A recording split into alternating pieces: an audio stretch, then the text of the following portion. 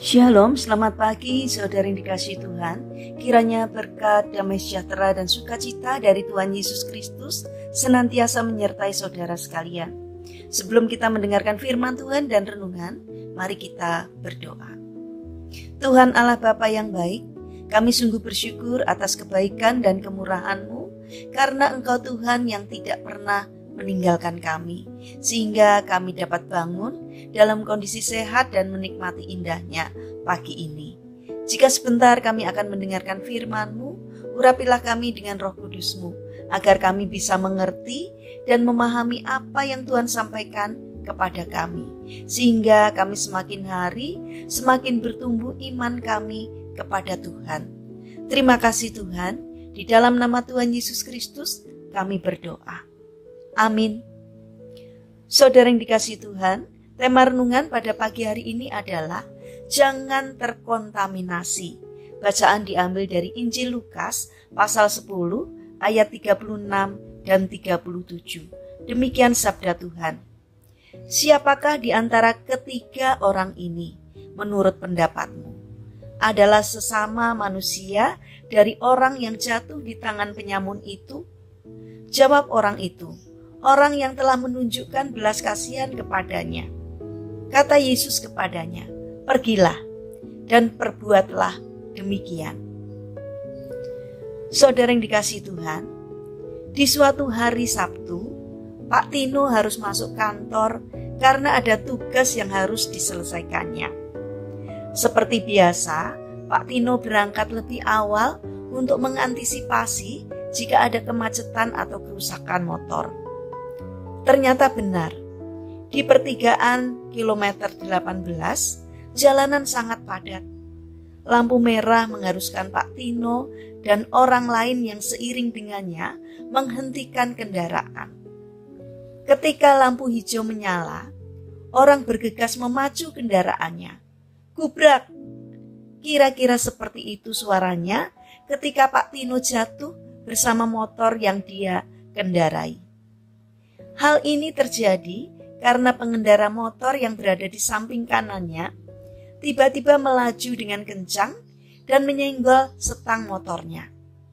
Dia kaget dan tidak bisa mengendalikan motornya dan akhirnya jatuh. Dia terkapar di tengah jalan dan posisinya ada di bawah motor. Dia berusaha mengangkat motornya. Anehnya, tidak ada seorang pun yang membantunya mengangkat motor itu. Mereka hanya melihatnya dari kendaraan mereka masing-masing.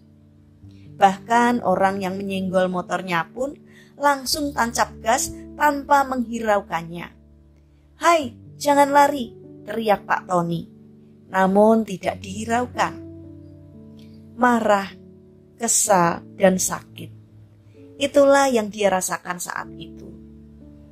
Puji Tuhan, katanya setelah berhasil berdiri kembali dan menepi ke pinggiran jalan. Dia pun akhirnya melanjutkan perjalanannya dengan merasakan pedih di kaki karena luka tertimpa motor dan pegal di tangan karena harus mengangkat motor yang menimpanya. Seperti orang yang baru tinggal di Jakarta saja, tiba-tiba muncul pertanyaan dalam hatinya. Inikah Jakarta? 2 kali aku mengalami hal yang sama. Tanpa sengaja, pertanyaan itu pula yang keluar dari mulutnya ketika berbincang-bincang dengan teman-temannya. Inikah Jakarta? Ya, tidak seperti itu juga, Pak. Pasti masih banyak orang yang peduli, jawab seorang teman. Saudara yang terkasih, kisah Pak Tino ini mengingatkan kita pada seseorang yang dirampok dalam kisah yang disampaikan Yesus kepada seorang ahli Taurat. Orang-orang yang tidak peduli ketika melihat Pak Tino sama dengan seorang imam dan seorang Lewi yang tidak peduli ketika melihat orang yang dirampok itu. Mereka adalah orang-orang yang berkata, "Yang penting aku aman." Namun sebagaimana ada seorang Samaria yang peduli kepada orang yang dirampok tersebut. Tentu masih bisa diharapkan ada juga orang-orang yang peduli kepada orang yang menderita. Masih ada orang-orang yang tidak terkontaminasi oleh sifat individual yang semakin merajalela di dunia modern ini.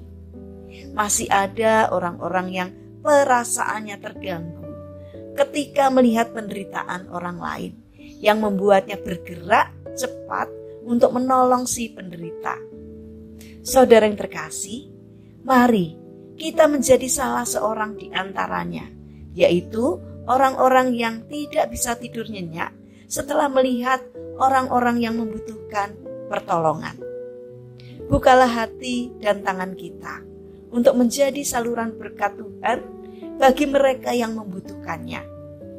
Mari kita bangun karakter untuk peduli kepada sesama. Mari kita berdoa. Tuhan Yesus yang baik, mampukan kami ya Tuhan untuk memperhatikan orang-orang yang menderita, sekalipun orang-orang di sekitar kami tidak ada yang peduli. Ampuni jika selama ini mungkin kami kurang peduli kepada sesama kami. Bapa yang baik, kami ingin menyerahkan untuk seluruh aktivitas kami hari ini ke dalam tangan-Mu. Kami memohon penyertaan dan pertolongan Tuhan.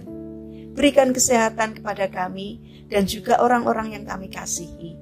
Kami memohon kiranya Tuhan menolong dan memberkati kami.